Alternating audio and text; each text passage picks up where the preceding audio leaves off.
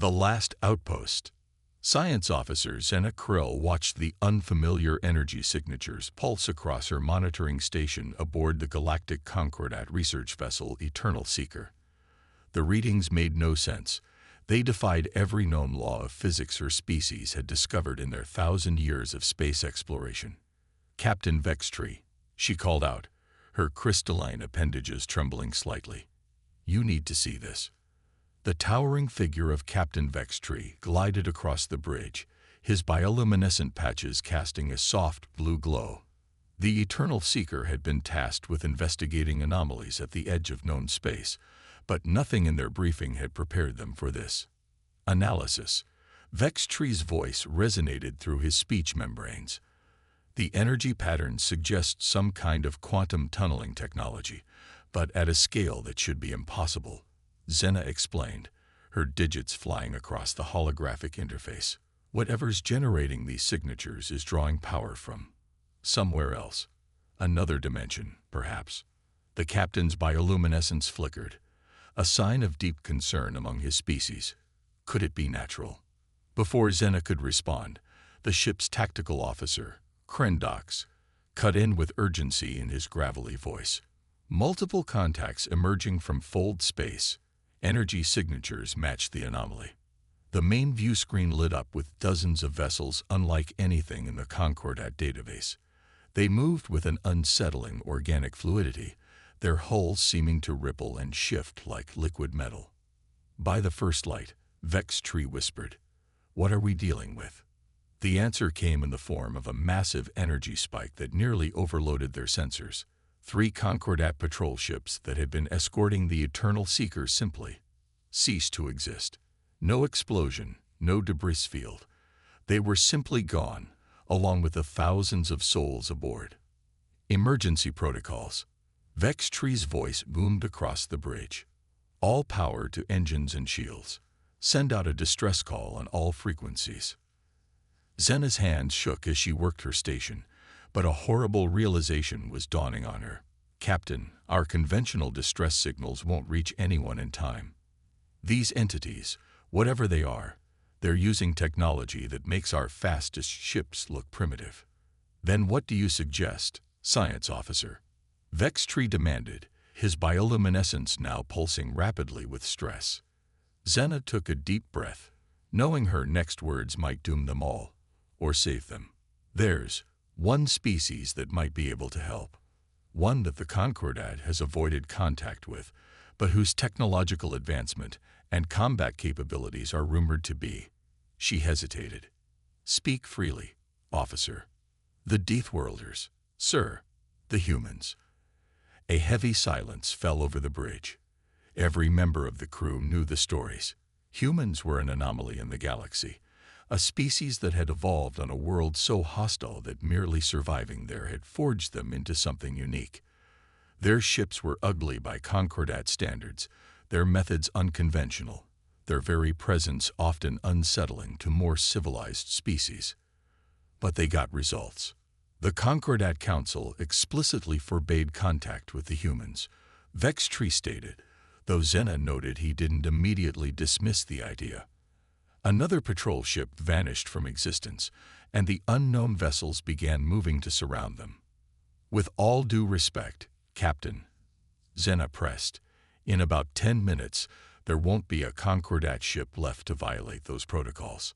Vextree's bioluminescence stabilized into a determined pattern. "Do it. Send the signal. But understand this, if we survive, we'll all face consequences for this decision."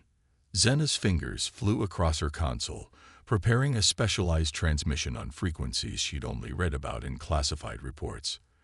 The humans maintained listening posts throughout the galaxy, though they never advertised their presence.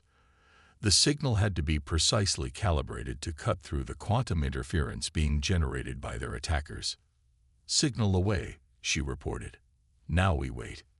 "If we can," Kren muttered from tactical. "Those ships are still closing in." The minutes that followed were among the longest of Zena's life. The Eternal Seeker executed every evasive maneuver in its database, but the unknown vessels matched them with impossible precision. Their weapons, if they could be called that, seemed to bend space itself, creating zones of altered physics that threatened to tear the research vessel apart. Hull integrity at 60%, engineering reported. We can't take much more of this. Signal monitoring station, Zena called out suddenly. I'm detecting new quantum signatures, but these are different. The view screen shifted to show another section of space, where reality itself seemed to tear open. But unlike the fluid, organic openings their attackers had used, these were precise, geometric patterns that spoke of mathematical perfection.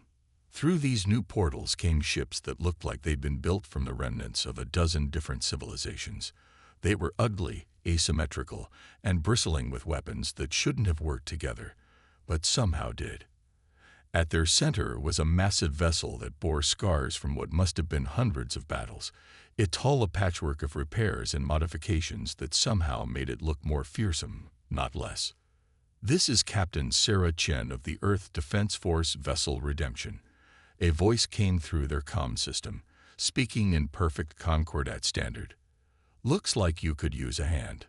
The unknown vessels immediately broke off their attack on the Eternal Seeker, turning to face this new threat. Their quantum weapons lashed out, creating zones of altered space-time that should have torn the human ships apart. Instead, the human vessels simply adapted. Where the laws of physics change, their ships changed with them, their hybrid technology shifting and reconfiguring in ways that shouldn't have been possible. Fascinating. Chen's voice came through again, sounding almost casual. Some kind of localized reality manipulation. Clever. But you know what they say about clever versus experienced. The human ships opened fire, and Zena's scientific mind struggled to categorize what she was seeing. They weren't just using energy weapons or projectiles.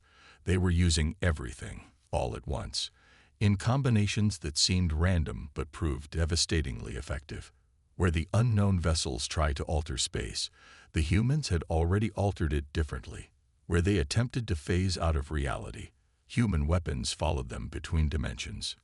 Captain, Zena breathed, watching the battle unfold. They're not just fighting the unknown ships. They're learning from them. Every exchange of fire, they're adapting their tactics and technology in real time. Vextree's bioluminescence had taken on a pattern Zena had never seen before, something between awe and terror. So the stories were true. The humans don't just survive. They thrive on chaos itself.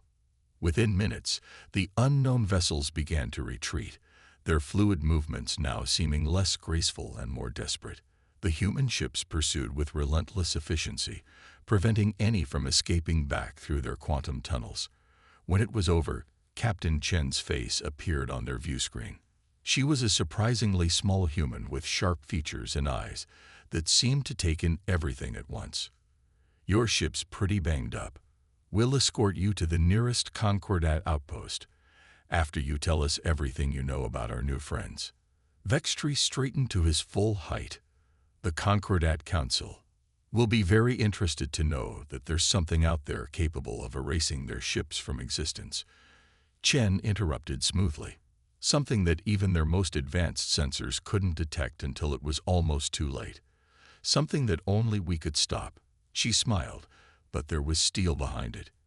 I think it's time for our species to have a long overdue conversation, don't you? Zena looked at her captain, then back at the human on screen, and realized that the galaxy had just changed forever. The barriers between their civilizations were about to come down, not through diplomacy or choice, but through necessity. And perhaps, she thought, that was exactly what they all needed. The Concordat Emergency Council chamber hadn't been used in over 3 centuries. Now, its vast circular hall thrummed with tension as representatives from 17 spacefaring species argued over the implications of the Eternal Seeker's encounter. High above, the chamber's crystalline dome reflected the light of 3 moons, casting shifting shadows across worried faces. Science officer Zena Krill stood at the testimony podium, her crystalline appendages rigid with stress. Beside her, Captain Sarah Chen of the Redemption looked almost bored. a human expression that many Concordat species found deeply unsettling. "The data is conclusive," Zena projected her voice across the chamber. "These entities, which the humans have designated as void dancers, represent a threat beyond anything in our historical records. And we're supposed to trust the humans to protect us." Senior Counselor Mexthor's bioluminescent patterns flashed with skepticism.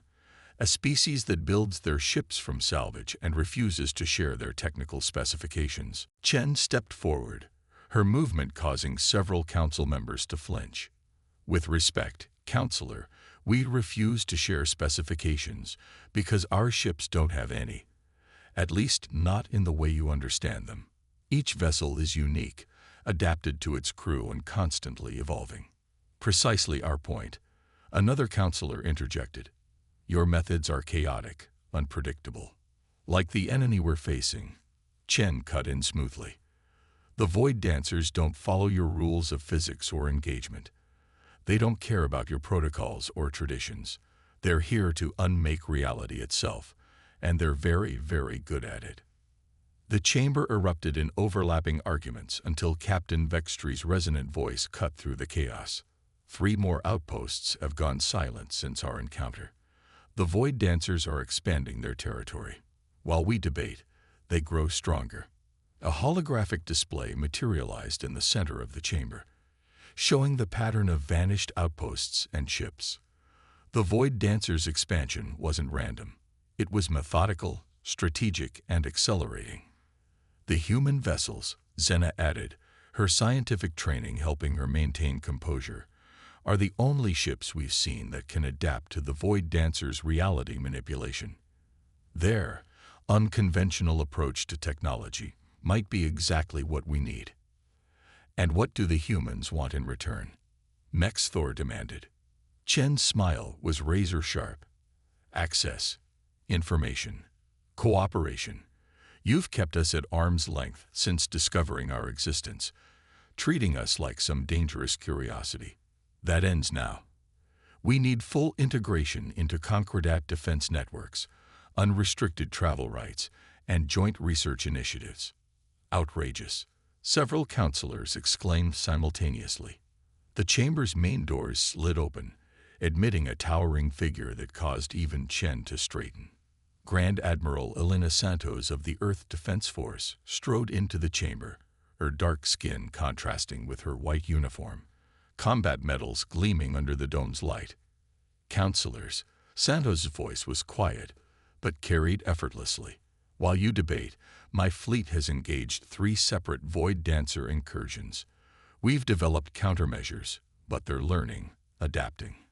Every engagement makes them stronger. They're not just studying our tactics, they're studying how we think."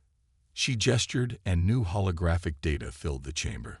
"Their quantum tunneling technology isn't just for travel. They're using it to process information, to evolve their strategies at speeds that should be impossible.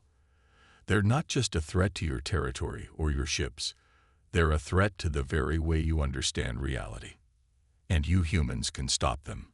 Mexthor's skepticism remained, but there was a tremor in his bioluminescent patterns now. "No," Santos replied bluntly. "Not alone, but together. With your understanding of quantum mechanics, the Rylaxian mastery of dark energy, the Jothi expertise in biomechanics, combined with our ability to integrate and adapt technologies in ways you've never considered, we might have a chance." Zena found herself nodding. The humans' greatest strength wasn't their technology or their combat prowess. It was their ability to take disparate pieces and forge them into something new, something unprecedented. "The Void Dancers hit another target during this meeting," Santos continued, updating the holographic display. "A Concordat colony world. 2 million souls, gone. Not dead, simply erased from existence. The planet remains, but everything that lived there, every trace of civilization, gone." A horrified silence fell over the chamber.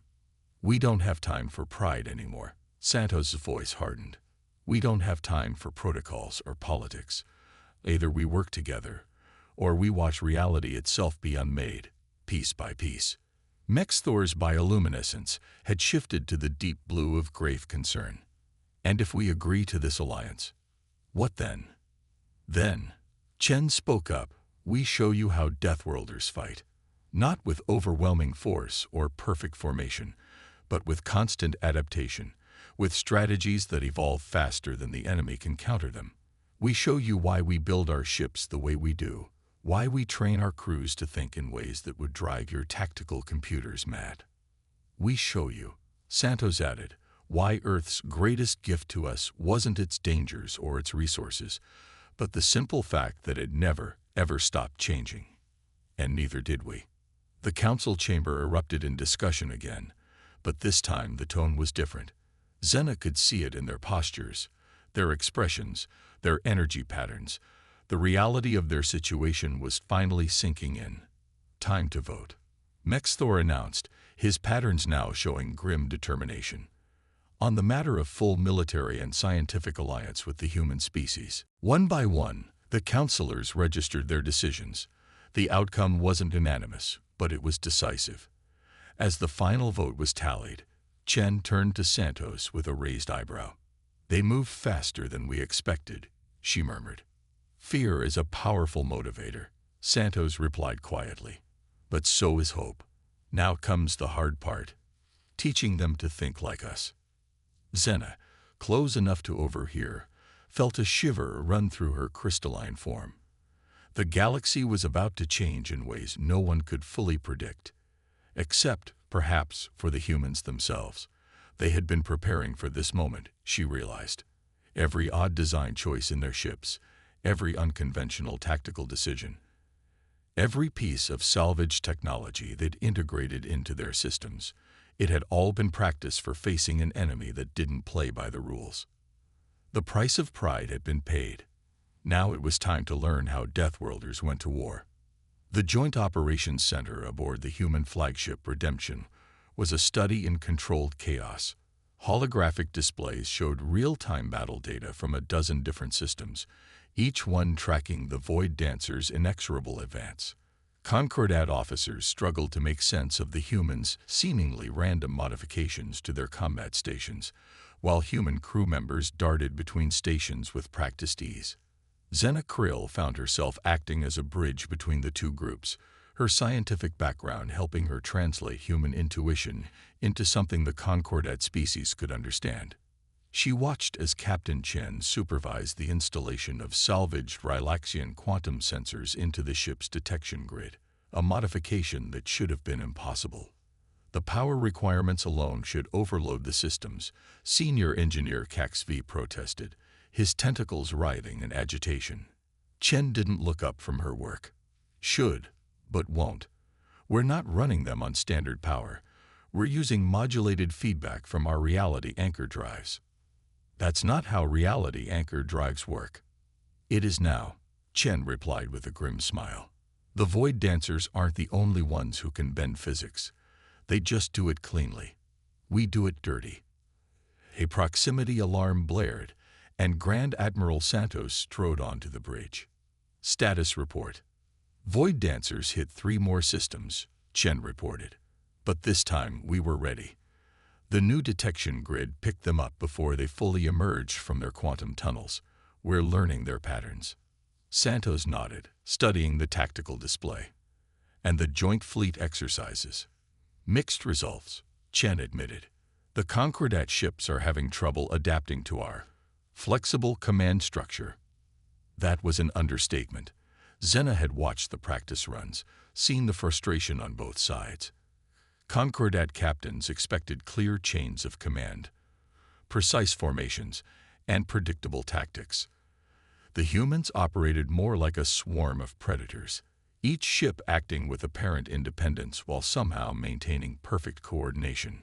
Show me the latest engagement, Santos ordered. The main hologram shifted to display footage from the Battle of Nexus 7, where a mixed human Concordat task force had engaged a Void Dancer scout fleet. The Concordat ships moved in perfect formation, their energy weapons synchronized for maximum effect. But the Void Dancers simply shifted reality around the beams, causing them to pass harmlessly through empty space. Then the human ships moved in. There was no formation, no apparent strategy. Each vessel seemed to be fighting its own battle, using tactics that changed from moment to moment. One ship would fire conventional weapons while another used jury-rigged quantum disruptors. A third would seemingly malfunction, only to use its own system's failure as a weapon, creating chaos in local space-time that the Void Dancers couldn't predict or counter. "I'm starting to understand," Zena spoke up. "Your ships aren't just fighting. They're conducting experiments. Each engagement is a test, gathering data on how the Void Dancers react to different approaches." "Exactly," Santos smiled. "We don't need to win every battle. We just need to learn faster than they do." "But the casualties," HFY protested, "are less than if we stuck to conventional tactics," Chen countered. "The Void Dancers adapt to patterns, so we give them chaos instead." A new alert sounded, and the tactical display shifted again. A massive Void Dancer fleet had emerged near the Concordat core worlds, larger than any they'd seen before. But something was different about these ships. They moved with new purpose, new precision. "They're copying our formations," Zena realized with horror. "They're using Concordat tactics." "Good." Chen's smile was predatory. "That means they're starting to think like us, making assumptions, getting predictable." Santos turned to address the gathered officers, both human and alien. "This is what we've been waiting for. They think they've figured us out, learned to counter our strengths, but they've only seen what we wanted them to see." She gestured, and new data filled the displays. Modifications being made to ships across the fleet, tactics that had been held in reserve, technologies that had been developed in secret. "The Void Dancers adapt to win each battle," Santos continued. "We adapt to win the war. They copy what works. We create what hasn't been tried. They perfect their approach. We perfect the art of imperfection." Zena watched as the combined fleet began to move out, human and Concordat ships, now mixed in ways that defied conventional tactical doctrine. The humans had spent weeks teaching their allies not just new ways to fight, but new ways to think. "They're not going to expect this," Chen said softly. "They think they're facing two different forces, disciplined Concordat ships and chaotic human ones. Instead, they're about to face something entirely new." The first impacts were already being felt. Concordat ships began executing maneuvers that looked like failures, only to turn those apparent mistakes into devastating attacks. Human vessels used modified Concordat technology in ways its creators had never imagined. Where once there had been two distinct approaches to warfare, now there was something unprecedented: ordered chaos, predictable unpredictability. "Status update from the Void Dancer fleet," a communications officer reported. "They're hesitating. Their formation is breaking down. They can't process what they're seeing," Zena realized. "Their quantum processors are trying to find patterns that don't exist, predict behaviors that keep changing." "Now," Santos commanded, and the combined fleet struck. What followed wasn't just a battle. It was a demonstration of everything humanity had learned about warfare on their deadly homeworld. Every failed tactic became a setup for a successful one. Every apparent weakness was revealed as a carefully laid trap. The Void Dancers found themselves fighting an enemy that used their own reality-warping abilities against them, turning the space between spaces into a weapon. Multiple quantum signatures destabilizing. HFY reported, his earlier skepticism forgotten in the excitement of the moment. "They're trying to retreat." "Not this time." Chen's voice was hard. "All ships, execute Protocol Omega." The human ships activated their reality anchor drives in a precisely calculated sequence, creating a cascade effect that the modified Concordat vessels amplified. The space around the Void Dancer fleet began to crystallize, quantum possibilities collapsing into a single, inescapable reality. One by one, the enemy ships winked out of existence, not destroyed, but forced into a single dimension where their reality-warping powers were useless. The battle was over in minutes. As the after-action reports began flowing in, Zena looked at the humans around her with new understanding.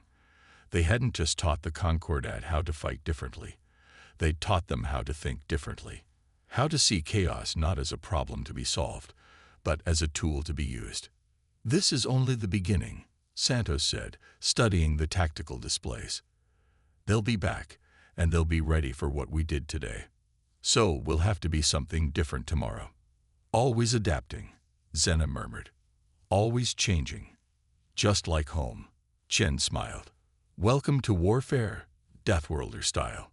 The command center of Concordat Station 7 was eerily quiet despite the dozens of officers working at their stations. Grand Admiral Santos stood before the main strategic display, her expression unreadable as she studied the patterns of red dots indicating Void Dancer incursions. Behind her, Captain Chen paced restlessly, her boots making no sound on the station's gravity-dampened deck. "They've changed their entire strategy," Zena Kroll reported, her crystalline appendages moving rapidly over her specialized interface. Instead of targeting military assets, they're hitting civilian populations. Small colonies, research outposts, mining facilities. They're not just erasing them anymore either, Chen added grimly.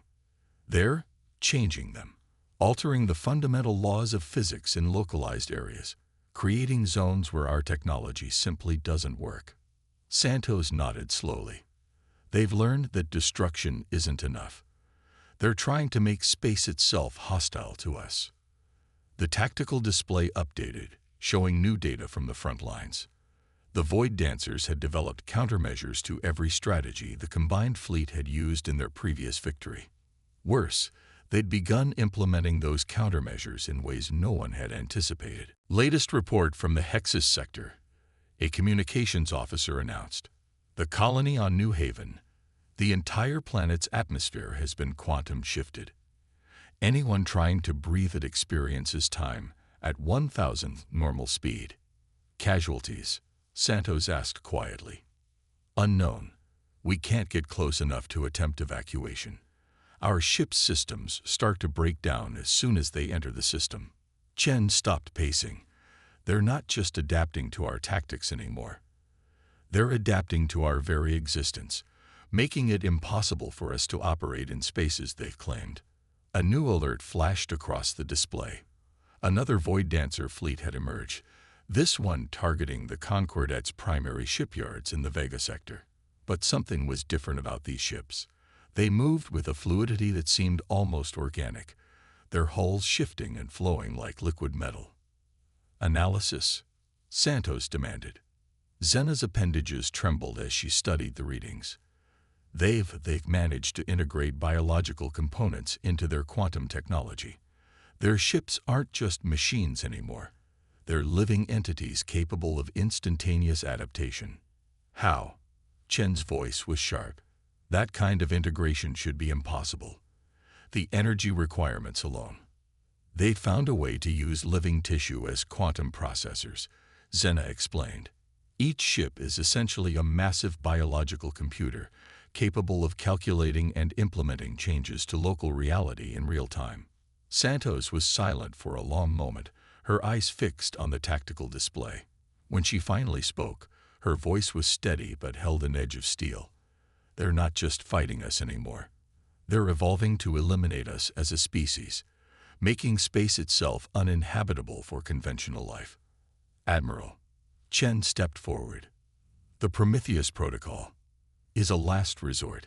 Santos cut her off. We're not that desperate yet. Zena looked between the two humans, sensing an underlying tension. What's the Prometheus Protocol? Neither answered immediately. Finally, Chen spoke, her voice low. Something we developed after studying the Void Dancer's quantum tunneling technology. A way to reset local space-time, return it to its original state. You mean? Zena's scientific mind raced ahead to the implications. You can undo their reality alterations. At a price, Santos said grimly. The process isn't selective. It would restore the affected areas to their original state, but it would also erase everything that's happened there since the Void Dancers arrived, including any survivors. The command center fell silent as the implications sank in. The Prometheus Protocol could save the affected systems, but only by sacrificing everyone trapped within them. A new alert blared. The Void Dancers had launched simultaneous attacks on 3 more sectors. Their bioquantum ships moved with impossible speed, converting entire systems into zones hostile to conventional life. "They're pushing us into a corner," Chen observed, "forcing us to either watch them take over the galaxy piece by piece, or use the Prometheus Protocol and become the very thing we're fighting against," Santos finished. "The power to unmake reality." Xena felt a chill run through her crystalline form. There has to be another way. Some approach we haven't considered. Chen's eyes suddenly narrowed, focusing on a particular section of the tactical display. "Wait, look at the pattern of their attacks. They're not random. They're creating a specific shape in 4-dimensional space." Santos leaned forward, studying the pattern. "A quantum containment field. They're trying to isolate entire sectors of space, cut them off from the rest of the galaxy." "But why?" Xena asked. "They already have the ability to alter reality within those spaces." "Because," Chen's voice held a note of revelation, "they're not just changing space. They're changing time, creating pockets where time flows differently, where evolution can be accelerated. They're building nurseries," Santos breathed, "places where they can evolve new forms, new abilities without interference. And once they've perfected their new forms, they'll expand the fields." Xena finished, horror creeping into her voice. "Convert all of space to match their new standard of reality." The command center erupted in activity as this revelation spread. Officers rushed to verify the theory, to predict where the Void Dancers might strike next, to calculate how long they had before the isolated sectors became unreachable. Santos turned to Chen, her expression hardening. "Get me everything we have on their quantum containment fields. Every scrap of data, every failed attempt to penetrate them.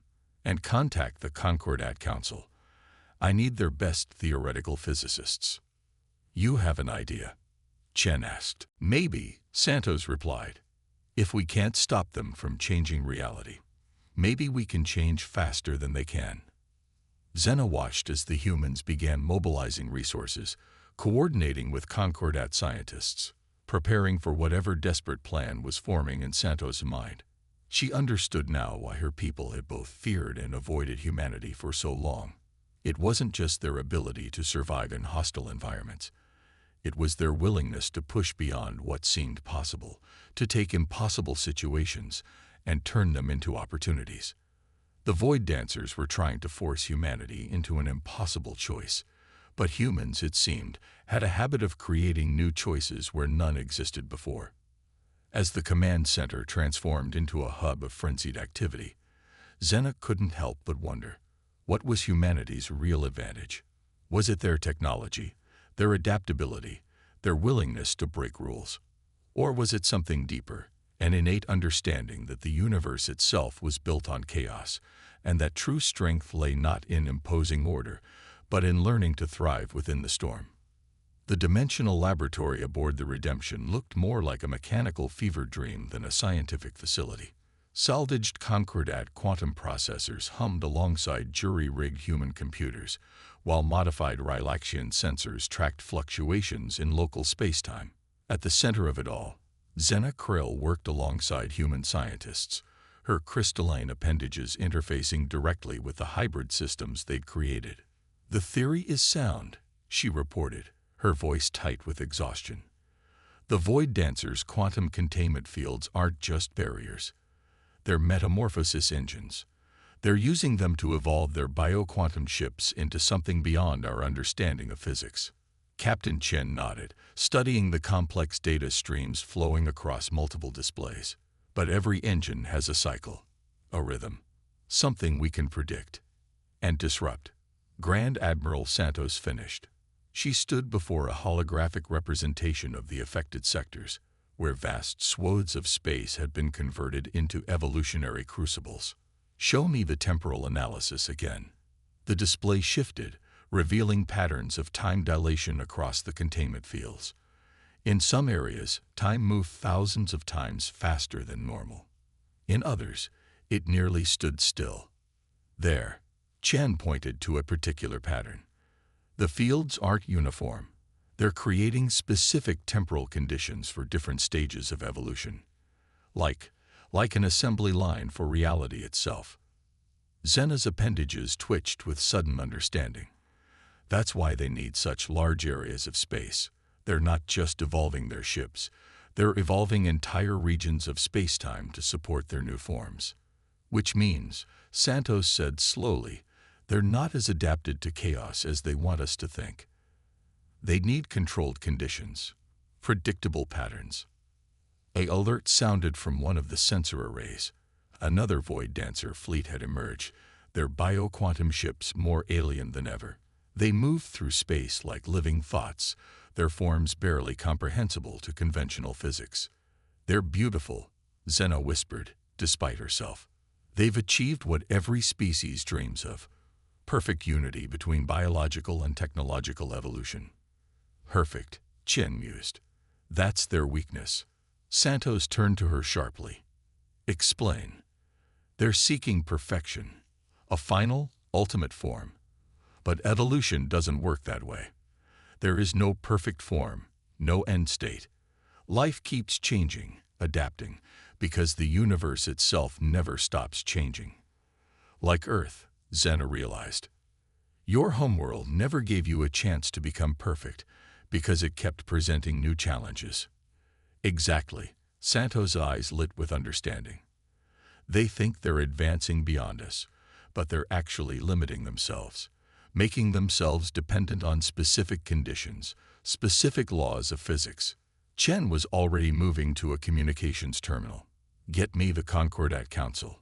We need every ship with reality anchor drives, every quantum physicist who can still think outside their training, and anyone who's ever successfully jury-rigged technology they didn't fully understand. What are you planning? Zena asked, though part of her already knew, and feared, the answer. We're going to give them chaos, Santos replied. Real chaos.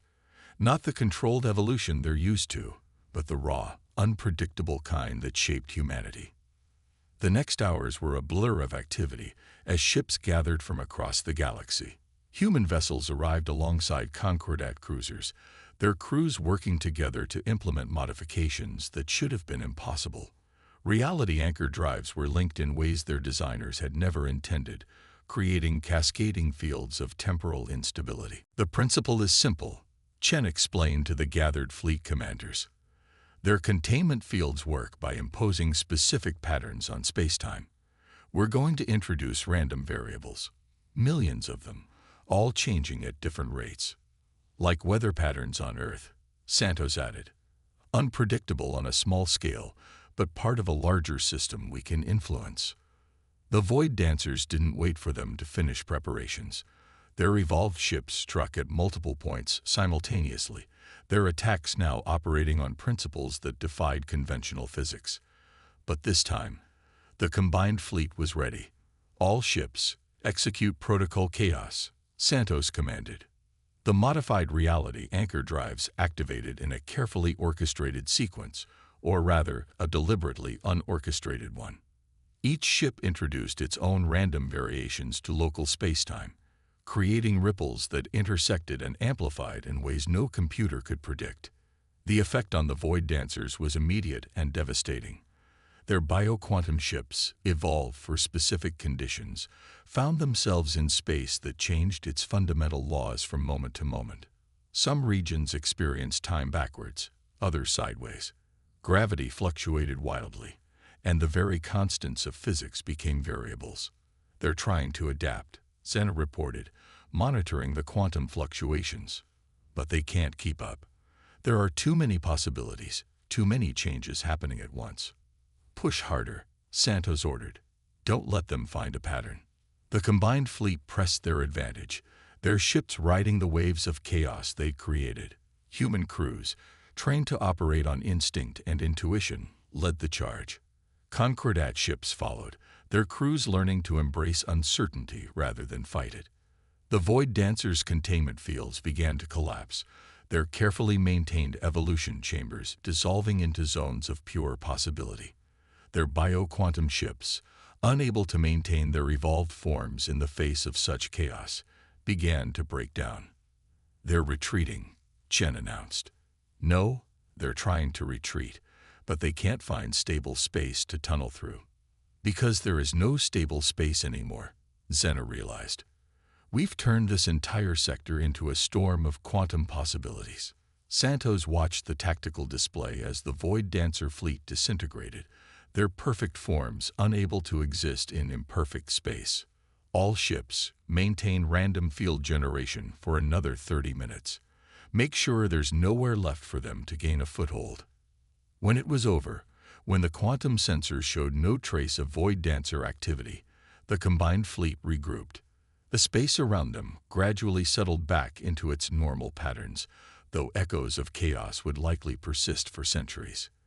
"We didn't just beat them," Zena said quietly, studying the aftermath. "We showed them a fundamental truth about evolution that they'd forgotten. That perfection is a dead end. That's humanity's real gift to the galaxy," Chen replied. "Not our technology or our tactics, but our understanding that strength comes from imperfection.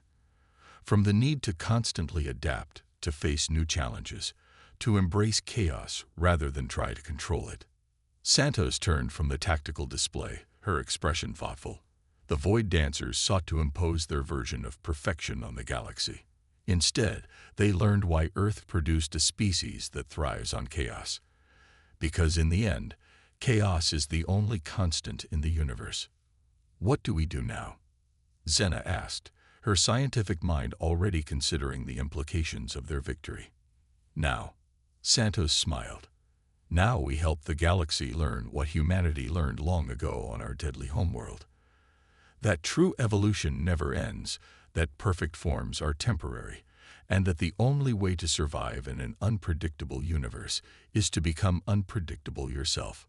The redemption sensors detected the first attempts by normal spacetime to reassert itself in the affected sectors. But things would never be quite the same. The galaxy had changed, not through the Void Dancers' controlled evolution, but through humanity's embrace of chaos. And perhaps that was the greatest victory of all.